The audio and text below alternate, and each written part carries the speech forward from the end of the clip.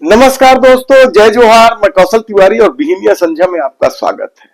हम ही बनाए हैं और हम ही संवारेंगे कि घोषणा करने वाले या दावा करने वाली सरकार यदि 20,000 करोड़ रुपए छीन जाने पर भी खामोश है, तब इसे क्या कहेंगे। लगातार मोदी सरकार की मनमानी पर तमाशाबीन इस सरकार ने 20,000 करोड़ रुपए छीन जाने पर भी अपने मुंह पर ताला लगा लिया। तब यह सवाल इसलिए उठाया जाना चाहिए कि क्या देश के प्रधानमंत्री नरेंद्र मोदी ने छत्तीसगढ़ में डबल इंजन की सरकार इसलिए बनाई ताकि अपने उद्योगपति मित्रों को फायदा पहुंचा सके। 20,000 करोड़ रुपए कोई छोटी मोटी रकम नहीं, जिसे एक झटके में ही मोदी सरकार ने छीन ली है।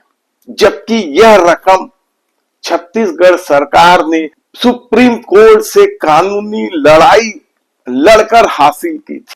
इस वीडियो में आसान भाषा में समझेंगे कि कैसे मोदी सरकार ने छत्तीसगढ़ का 20,000 करोड़ रुपया छीन लिया, कैसे छत्तीसगढ़ में काम करने वाली कंपनियां, बड़े उद्योगपति, अडानी ग्रुप हो, जिंदल हो, जायसवाल हो, वेदांता हो, का पैसा करोड़ों अरबों रुपया बचा लिया। जबकि इन कंपनियों से छत्तीसगढ़ सरकार को 20,000 करोड़ रुपए वसूलने थे। और इतनी बड़ी रकम छीने जाने के बाद अब सवाल ये है कि शायद सरकार आम लोगों के सामने कैसे मुंह दिखाएगी। कहानी की शुरुआत होती है 2014 से, जब सुप्रीम कोर्ट ने देश भर के तमाम कोयला ब्लॉकों के आवंटन को रद्द कर दिया। इसमें छत्तीसगढ़ के भी 8 प्रमुख खदान शामिल थे।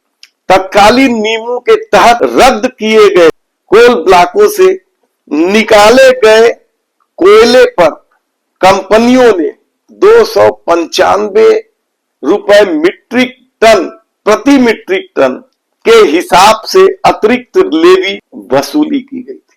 छत्तीसगढ़ के खदान से वसूली गई लेवी की रकम केवल सरकारी कंपनियों से 4,169.69 करोड़ रुपए थी, लेकिन और निजी कंपनियों से 15,000 करोड़ रुपए से अधिक की रकम। लेकिन केंद्र सरकार ने भारत के समेकित कोष में जमा इस रकम को देने से मना कर दिया था।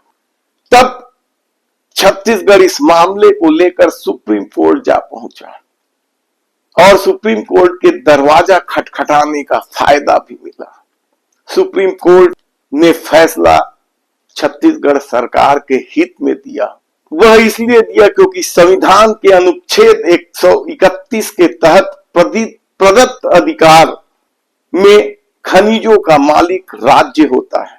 अवैध आवंटन का नुकसान राज्य के खजाने को हुआ है, इसलिए 24% ब्याज, फिर से सुन लीजिए, 24% ब्याज के साथ पूरी रकम छत्तीसगढ़ को मिलनी चाहिए। यह सुप्रीम कोर्ट ने फरमान जारी कर दिया। लेकिन मामला सिर्फ 4,169 करोड़ बस का नहीं था, बल्कि अडानी सहित कई और कंपनियों से भी वसूली का था, जो 20,000 करोड़ रुपए से अधिक का था। सुप्रीम कोर्ट की 9 जजों की संवैधानिक पीठ ने राज्य के पक्ष में फैसला सुनाते हुए साफ कहा, राज्यों को अपने खनिज जमीनों पर टैक्स और सेस लगाने का पूरा संवैधानिक अधिकार है।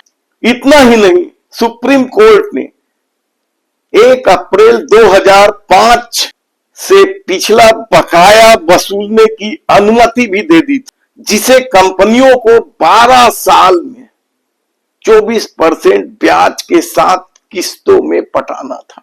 अब गणित समझिए।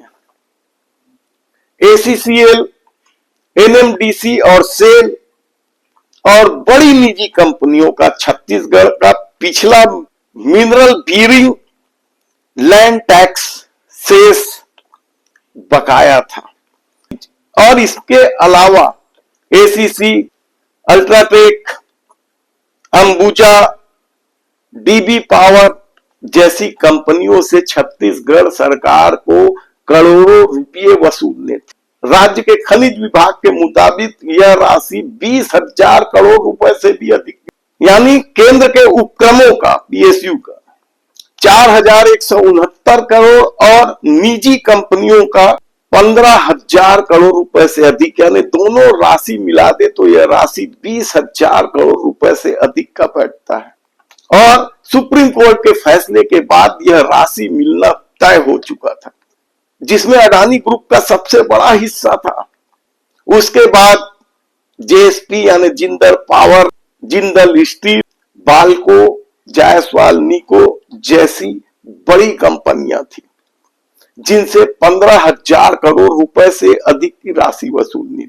सुप्रीम कोर्ट के फैसले आने के बाद छत्तीसगढ़ सरकार लगातार दबाव बना रही थी और कहा जाता है कि दूसरे राज्य, चाहे झारखंड हो या अन्य राज्य, सुप्रीम कोर्ट के इस फैसले के बाद निजी कंपनियों और सरकारी उपक्रम पर अपनी राशि वसूलने के लिए चढ़ाई शुरू कर दी थी। तब ऐसे में कहा जाता है कि एक बड़ा खेल खेला गया, क्योंकि छत्तीसगढ़ का ही यदि 20,000 करोड़ रुपए था तो देश भर की रकम आसानी से समझा जा सकता है कि कितनी बड़ी रकम थी। यदि सूत्रों पर भरोसा करें तो यह राशि 2 लाख करोड़ रुपए से अधिक की थी। और शायद यही वजह है कि इन कंपनियों ने मोदी सरकार पर दबाव डाला, बहाने बनाए गए कि यदि टैक्स वसूला गया तो स्टील के रेट बढ़ जाएंगे, घर बनाना मुश्किल हो जाएगा, वगैरह वगैरह। लेकिन कहा जाता है कि 2 लाख करोड़ रुपए बचाने के एवज में कंपनियों ने बड़ा खेल भी खेला। अब इसकी सच्चाई तो खुलने से रही, कोई बताएगा नहीं। यदि देने वाला नहीं बताएगा, लेने वाला नहीं बताएगा, तो फिर पता कैसे चलेगा। लेकिन 2 लाख करोड़ रुपए माफ हो जाना किसी जादू का असर तो हो नहीं सकता, कुछ ना कुछ तो खेल हुआ ही होगा। और शायद यही वजह है कि इस 2 लाख करोड़ रुपए को माफ करने के लिए सरकार खान एवं खनिज संशोधन अधिनियम 2026 लेकर आती, और इस अधिनियम में जानबूझकर 2 प्रावधान करती है। एक तो इस अधिनियम के लागू होने के पहले के जितने भी वसूली है वो अमान्य कर दिए जाते हैं। कहीं ऐसा होता है, अब तक नियम बनता है तो अब जो नियम बना है उसके बाद के तारीखों का खेल होता है। लेकिन 2005 से जो रकम बकाया है वह सब भी माफ कर दिया जाए, अमान्य कर दिया जाए, तो फिर सवाल तो उठते हैं। क्योंकि सुप्रीम कोर्ट के इस फैसले के बाद उद्योगपतियों में हड़कंप तो मचा था, क्योंकि ये रकम छोटी मोटी नहीं थी, यदि 2 लाख करोड़ की रकम थी तो। और दूसरा बड़ा प्रावधान किया गया इन उद्योगपतियों को फायदा पहुंचाने के लिए कि अब राज्य भले खनिज उनका है, जमीन उनका है, लेकिन कोई अतिरिक्त सेस नहीं लगाएगा, अतिरिक्त टैक्स नहीं वसूलेगा।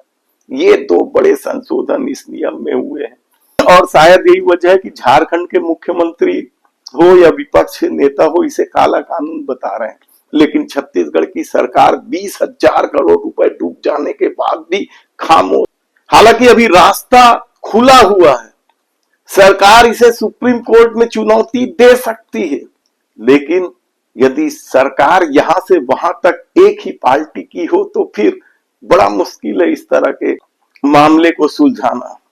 अब सवाल ये नहीं है कि मोदी सरकार ने अपने उद्योगपति मित्रों के लिए यह किया, क्योंकि मोदी सरकार तो पहले ही अपने मित्र प्रेम के नाम से बदनाम, वह करती है सब कुछ अडानी अंबानी को सौंपती है। आरोप राहुल गांधी भी लगा चुके हैं।